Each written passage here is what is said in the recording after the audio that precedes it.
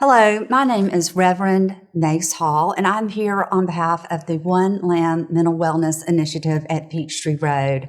I have the privilege of meeting and interviewing people who have had their own mental health crisis in their lives, and they are willing to share their journey in an effort to normalize, destigmatize, and educate the rest of us who are facing the difficulties of being human.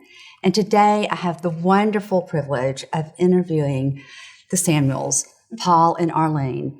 I met Paul and Arlene at an event we did at the Carter Center last fall and immediately fell in love with their candor and their just openness to talk about their own mental wellness journey. So thank you. Thank you for being here. I want to start, just because y'all are not members of Peachtree Road, and a lot of our viewers aren't going to know you like I do, and ask you about how long you've been married, how many children you have, and your background, your professional lives. We have been married 49 years, and we're very proud of having made it that long. And your listeners and viewers will learn a little more about that as we go along. We have 2 adult children, and they are adopted, and that has been a wonderful blessing in our lives. And our backgrounds are pretty varied. The book we wrote is the latest adventure that we have gone on. But in the past, Paul was on the staff of World Vision. I was on the staff of APAC, the American Israel Public Affairs Committee. Mercy Ships. We served on the mission field with Mercy Ships. That was fabulous, wasn't it, Paul? Yeah. Just a very special time in our lives, 8 years, I think. So we have a varied background, and we were really quite surprised that the Lord compelled Paul first that we should co-write a book. So that's why we're here. Well, and I've got your book. It's called Mental Health Meltdown, and it is fabulous. I read most of it yesterday. It's really well done. There are a few things that jumped out. One of them, in the beginning, you say, we could not be more different, and yet we could not be more alike. What does that mean? Well, for me, I'm backing up to how we met, okay? I've had bipolar all my life, but I did not know what made me tick and to do the things that I did. But God is so gracious. We met the day before, actually the day of, that I was going to commit suicide. I was living in the 14th Street high-rise, and I just was saying I could not go on another day. I just couldn't do it. And I walked out on the balcony, and the strangest, most wonderful thing happened. I saw myself jump. I saw me hit the ground, and I didn't die. And I thought, oh, I don't want to live life like that. I decided I'm just going to move out of this environment into somewhere else, quiet and more happy. And so I started packing up to just leave, and I got hungry. And I went to Ansley Mall, where Morrison's cafeteria was. And as I'm walking to that cafeteria, I'm suddenly stopped. I'm just stopped, and I feel like I am just being pulled. And I look over, and there's this sandwich shop that I never noticed before. And so I went in, picked up a sandwich and moved around the curb, and there she was. And I fell instantly in love with her. I kept saying to myself, this is a wonderful feeling. I don't think I have felt this way. No, I'm sure I haven't felt this way. And so I'm standing there just staring at her, and she says, Sir, you're changed. And I said, oh, I'm sorry, I just got lost in your eyes, which she thought was the most ridiculous thing she'd ever heard, and she was sure I must have said that to 15 other people. Yes. But I haven't, and I went back to that store every day to have a cup of tea, and every day she got a little bit friendlier. Yes. And finally, she told me where she was going to be singing, a place called the Common Cup. And that's where we started our first interchange with each other. Yeah, I was a burned out inner city school teacher here in Atlanta. And I was a cashier when Paul met me at the delicatessen. And I was recreating something that I had wanted to do my whole life. And that was, I grew up singing. My family, we all sang. And so I was taking this job that I knew everything would be fine as a cashier. And I was prepping to become a folk singer, a professional folk singer, which you did. I did become. And so we eventually, Paul became my main groupie when I finally decided that I would go out with him. But we ended up moving to Hilton Head Island from Atlanta, where we met. And it was the story of the poet and the singer.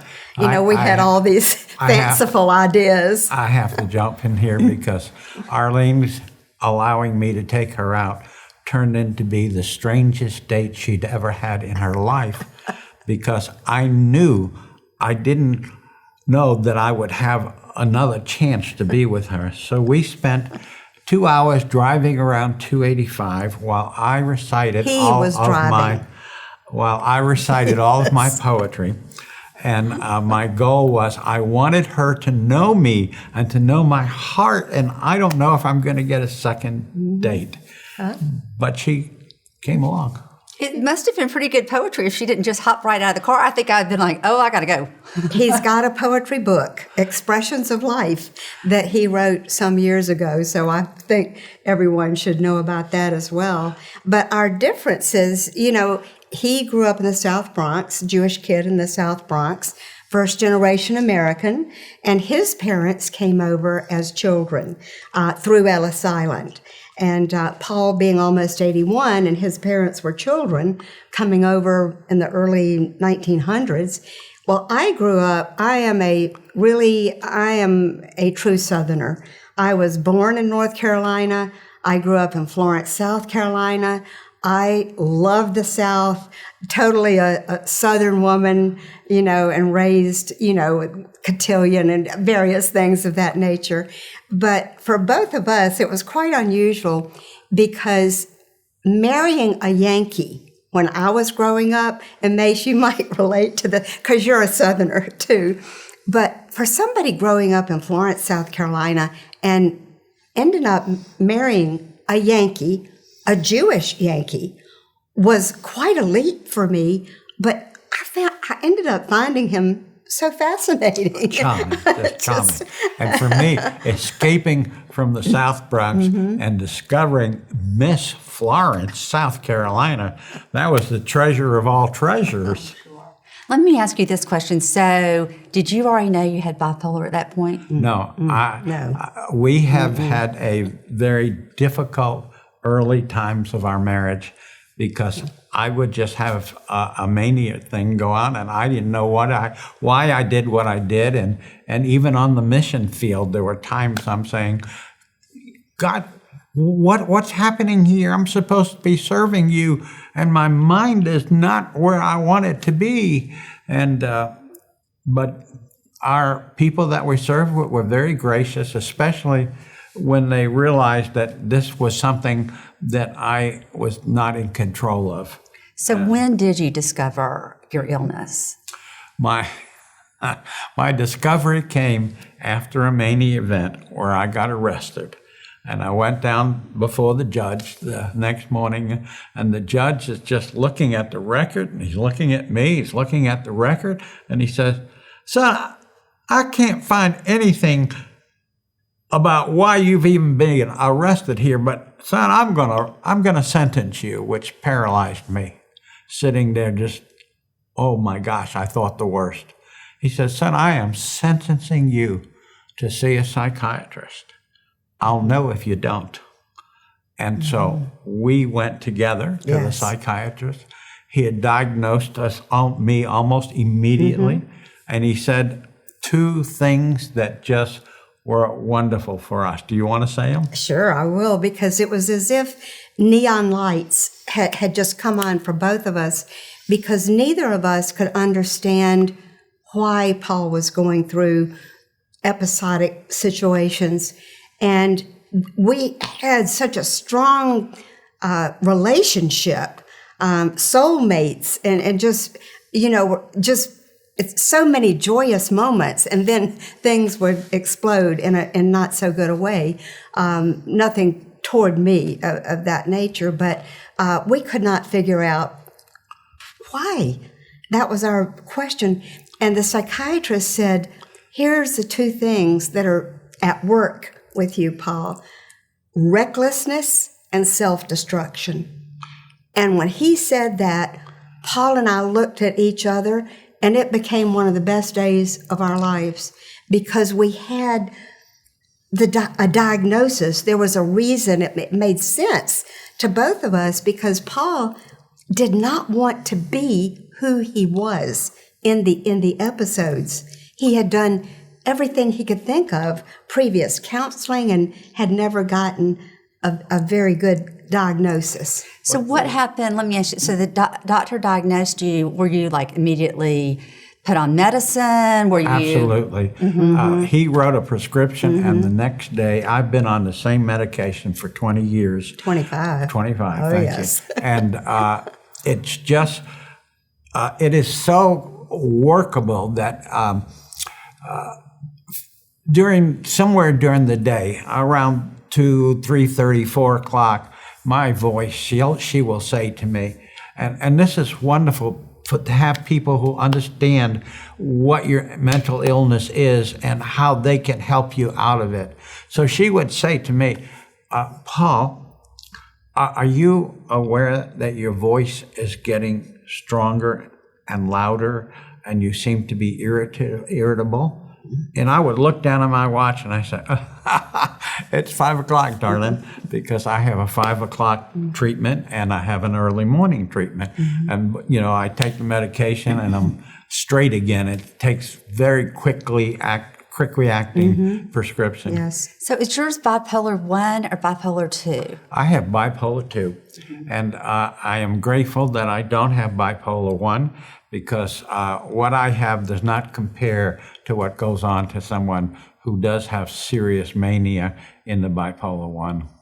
And is it unusual to be a one and done? I mean, that seems really, awesome, wonderful. But I guess I'm a little bit shocked that the doctor could immediately figure out what you needed, the dosage, and you've been on it since what, your 40s? No, 25 years. He was diagnosed at 55. Oh, wow. And now he's going on 81. And that's why the day of the diagnosis was so absolutely freeing and just miraculous for both of us. There was a reason. Paul had to, the psychiatrist had to work on the cocktail, so to speak. And the development of really learning what was going on and at what time do I really needed to take it. So I have a early morning treatment and I have a 5 o'clock treatment, and I can sense when it's going down, but sometimes I need her to tell me, Paul, you're agitated and your voice is getting louder.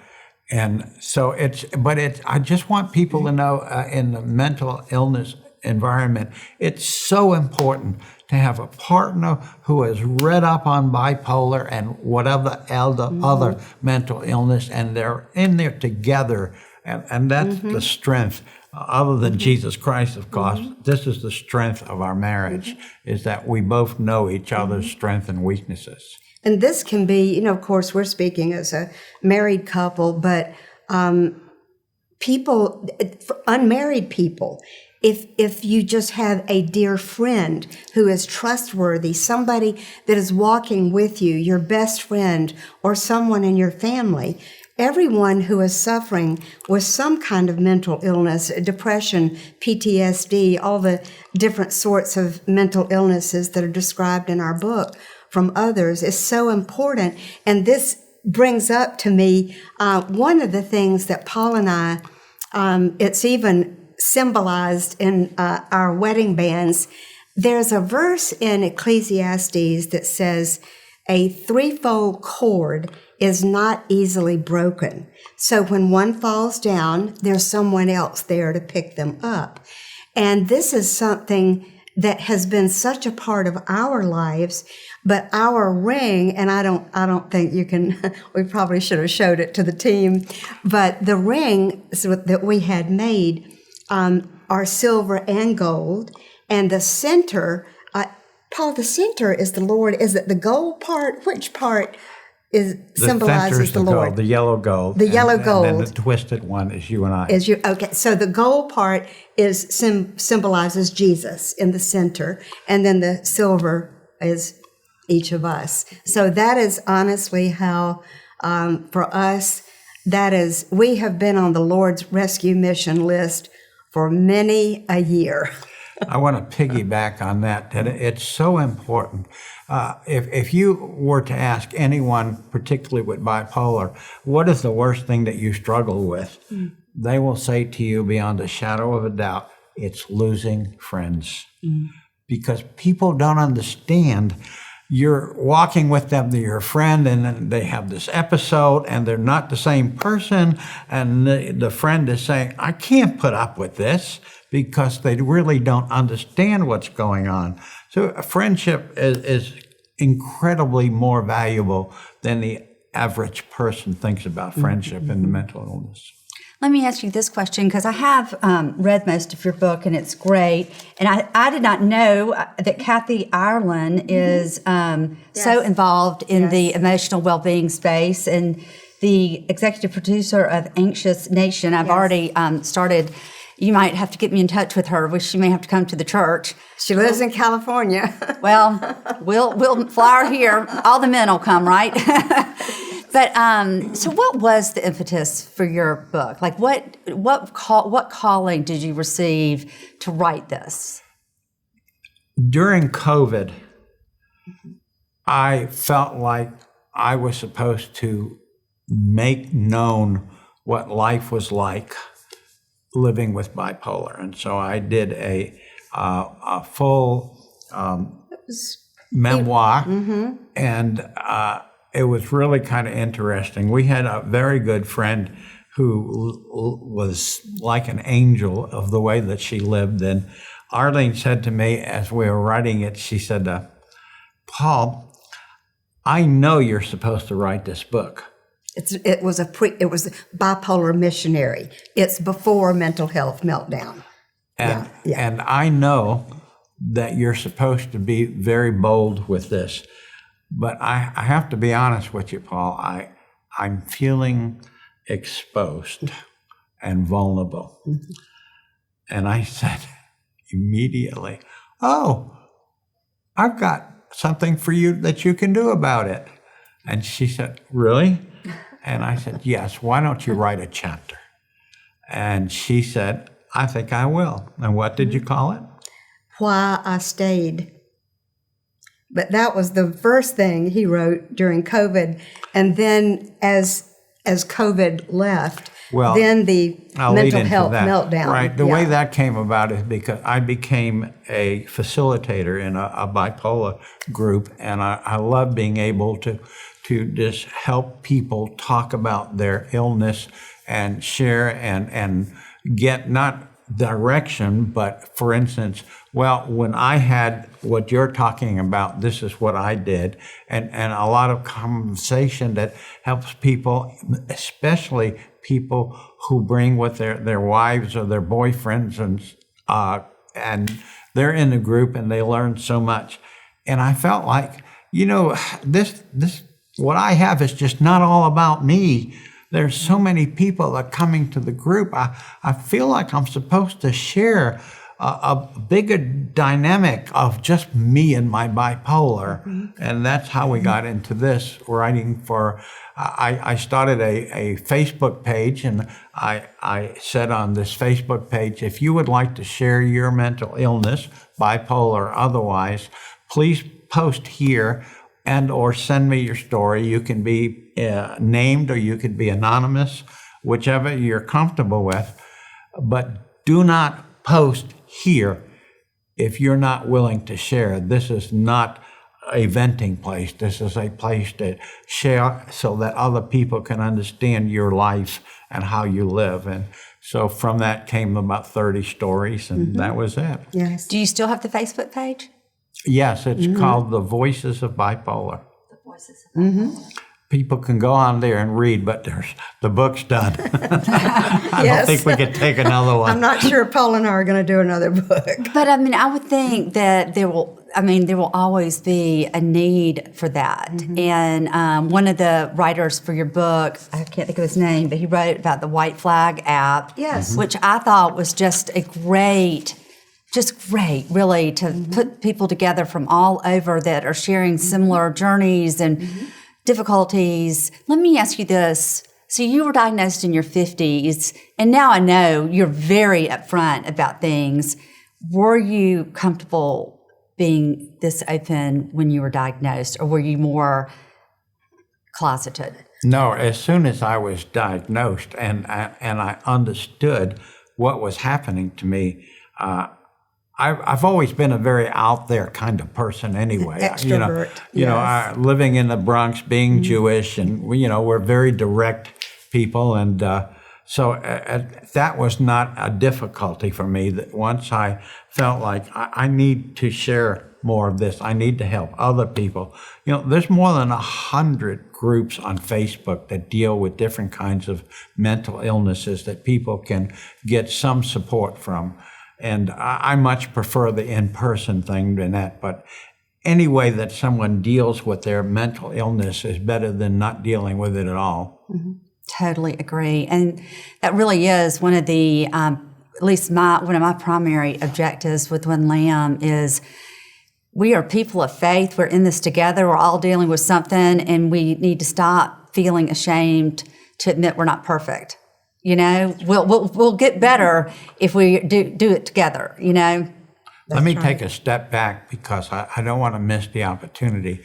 The White Flag is an app. It's free. You can sign up for it at however you get your downloads.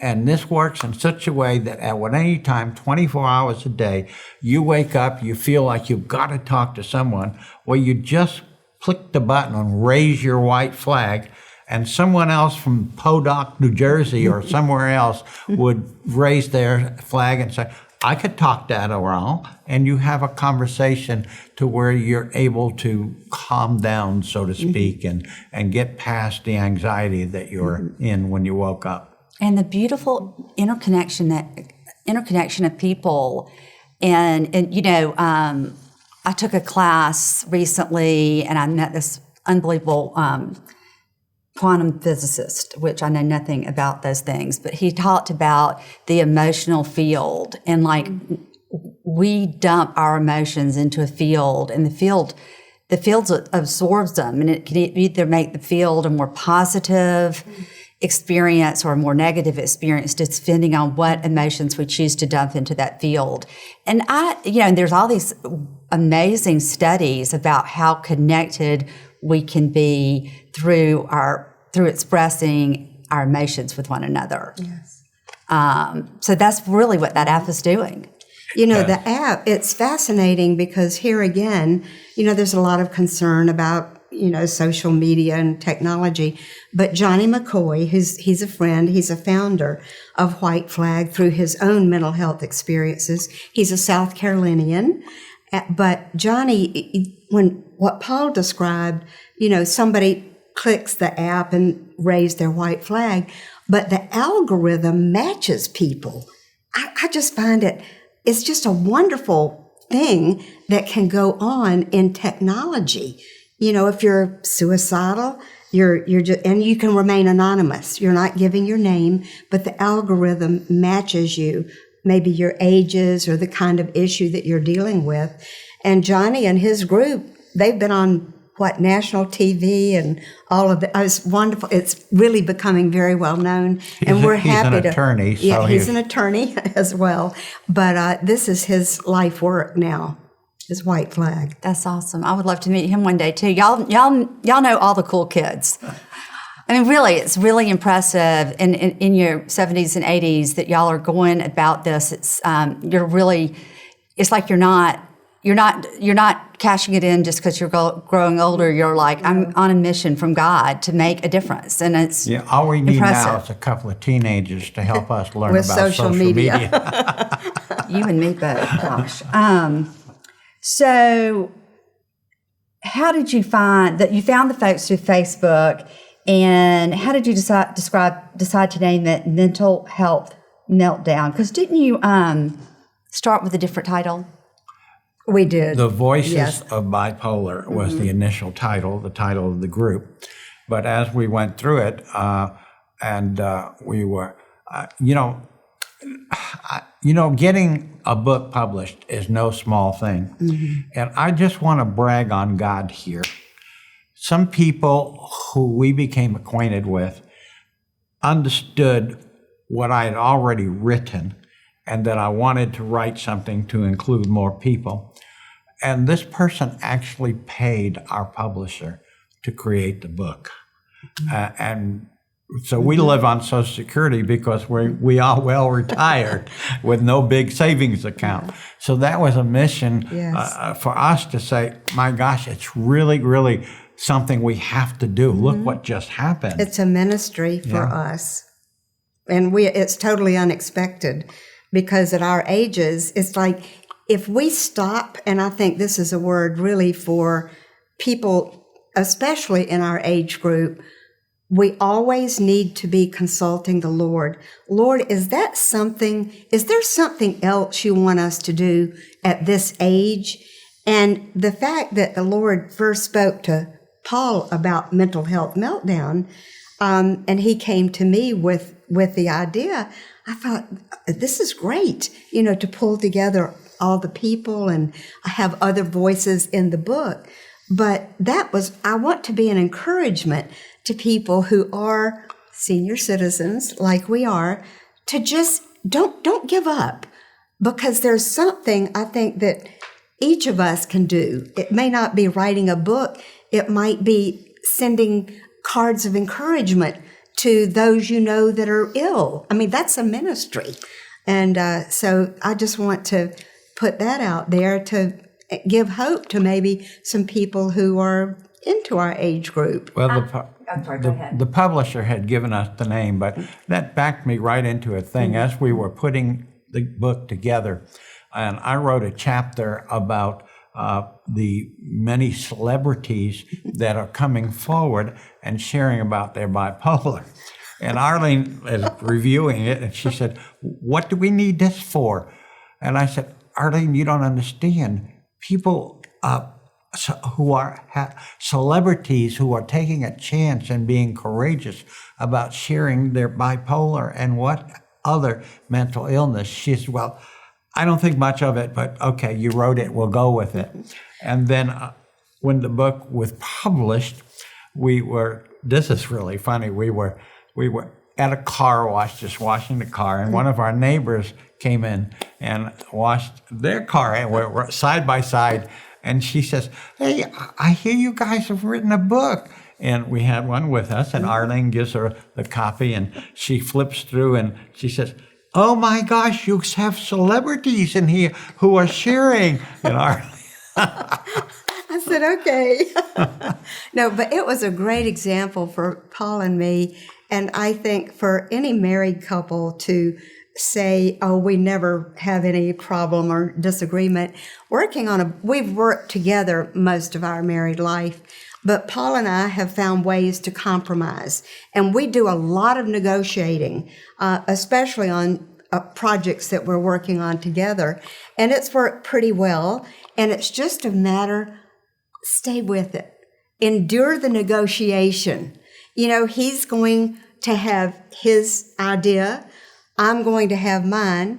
And we both win. But it may not all be at the same time. So that's something that we found and Paul has taught me how to negotiate.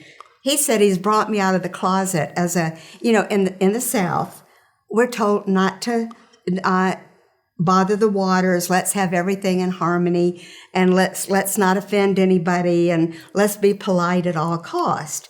I'm still wanting to be polite and kind, but Paul, with his background, it's been very helpful for me to be more forthcoming.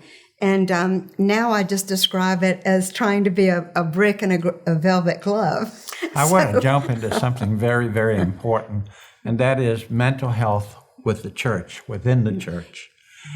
We are so fortunate in that a pastor had actually wrote a sermon for his church to express what was going on with his wife and what to do and how to deal with people in their mental illness. And he has allowed us to have that sermon. Arlene had to edit it down, but the whole chapter is about the church and so many people. I mean, how can you be a Christian and have bipolar? Somebody once said to me, and I said, well, you know what? Here's the deal. If Jesus wants to heal me, he can do that anytime he wants to. But right now, I'm in it and I'm living it, and I don't know why I have it. I just want to make the best use of sharing it and helping others who are in it. And one of the persons in the book demonstrates what I'm talking to you now. She was diagnosed with bipolar. She went to church and she asked the pastor if she could share her testimony and ask for prayer or her diagnosis. He says, certainly. But later that day, someone else came in and they had been diagnosed with leukemia. So they got to share their testimony, and people gathered around and made up trays and food lines and stuff. And she was asked to just go home and pray. And she finished her story by saying, bipolar is not a meal-train disease. It's not a casserole dish. It's not a casserole situation. That is so aptly put. Is so aptly She did put. a great job. And just one more that I want to talk about is the woman that wrote the first story. The first story, because I was getting really, really discouraged as to whether I was supposed to do this. It seems like no one really came forward. And the essence of what she wrote is the very first one in the chapter. But basically, what I want you to know about what to do in terms of bipolar or any mental illness is what she did. She said she learned everything she could possibly learn about bipolar. And that helped her to walk with her husband and to say that if you had asked me if I could have had a happy marriage before this, I'd have told you no. But having learned on how to deal with it, how to respect his treatment, his drugs, and all of that, I can tell you, you can live happily with a mental illness. Well, y'all are living proof of that. I'm going to close this. I don't usually do this, but I loved this chapter, or not chapter, paragraph. I'm not going to read a whole chapter to y'all. But it kind of Amazon. Exactly, and your book is on Amazon, it right? is on Amazon. Mental Health Meltdown. Yes. But it spoke to what y'all have been dealing with, but also I think the mission of One Lamb. So I'm going to close this with this. Mental illness lives in the shadows of conversation, often discussed only in whispers. The presence of bipolar, clinical depression, PTSD, and other differently wired brains traps folks into silence. Fearing rejection, shame, and stigma affects not only those of us with a mental illness, but also how we are viewed by people who do not have mental illness. Hearts and minds open when conversations take place with kindness and safety. Just as no one chooses a lifetime of physical disability, no one chooses to have mental illness.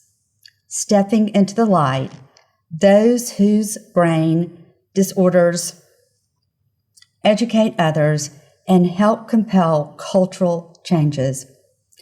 An equality of understanding and acceptance emerges for those with mental or physical challenges. And that's what we are aiming to do at Peachtree Road with the One Lamb Mental Wellness Initiative. We're aiming to let the world and our congregation, our community, and our families know that our brains are all wired differently, but they're all wired to function better in community and in love and in faith with God. Thank you for listening.